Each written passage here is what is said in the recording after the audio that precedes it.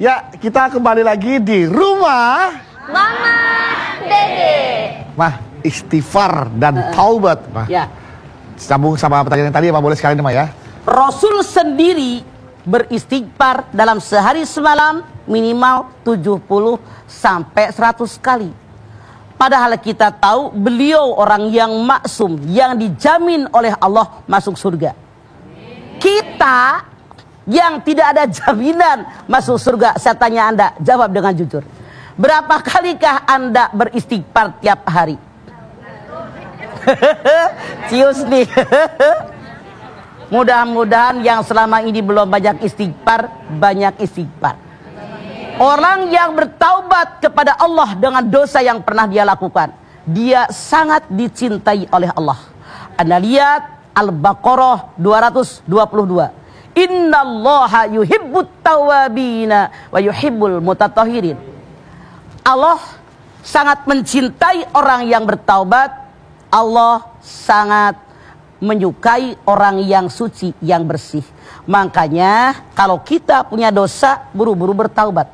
La kabirata mal istighfar wala saghirata mal israr. Dosa besar tidak akan menjadi besar kalau diiringi dengan istighfar. Dosa kecil lama-kelamaan menjadi besar kalau dikerjakan dengan terus-menerus dan tidak pernah beristighfar. Jangan kita berkecil hati. Aduh, dosa saya banyak banget. Bagaimana Allah mengampuni dosa saya? Jangan berkecil hati. Rasul bersabda, ya ibnu Adam, la taitani bikrobil ardi khotoya thumma lakitani la tusriku bisai'an la ataituka bikrobiha magfiratan. Hei anak turunan Adam. Nih, turunan Adam bukan? Turunan Adam. Turunan Adam mah. Kalau kalian punya dosa, saking banyaknya dosa, langit yang biru penuh dengan dosa kalian, dan kalian tidak pernah syirik kepada Allah, lalu kalian datang bertaubat dengan dosa kalian, maka Allah akan menyambut taubat kalian dengan ampunan sebesar lengkungan bumi pula. Artinya apa?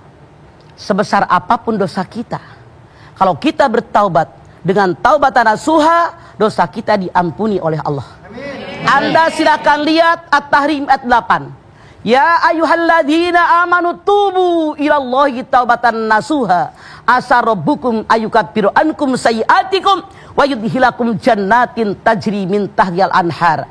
Hai orang yang beriman, semoga kita termasuk golongan ini. Amin. Amin. Ya Allah. Taubatlah kalian kepada Allah dengan taubat yang ikhlas dari hati yang paling dalam. Mudah-mudahan. Kenapa mudah-mudahan? Tuhanmu mengampuni dosa kalian. Karena orang taubat macam-macam. Ada yang taubat dari hati ke mulut ke kelakuan, diterima. Tapi ada orang taubat dari leher sampai mulut, ini namanya tomat. Habis taubat langsung kumat. Makanya wa asa rabbukum, mudah-mudahan Tuhanmu mengampuni dosa kamu dan masukkan kamu ke dalam surganya Allah yang mengalir di bawahnya sungai-sungai. Syarat taubatan nasuha 3. 1. Menyadari yang saya kerjakan salah. 2. Minta ampun kepada Allah atas dosa dan kesalahan yang pernah saya lakukan. Yang ketiga, janji sama Allah. Janji dari sendiri bahwa saya tidak akan melakukan dosa lagi dan hanya mengerjakan yang diperintahkan oleh Allah. Makanya kalau dosa sama Allah gampang. Tapi dosa dari manusia yang lain, syaratnya ditambah 2. Berapa, Bu? 1. Kembalikan hak orang. Kalau kita pernah mengambil hak orang. Yang kedua, ngomong sama orang bersangkutan apa yang pernah kita omongin tentang dia.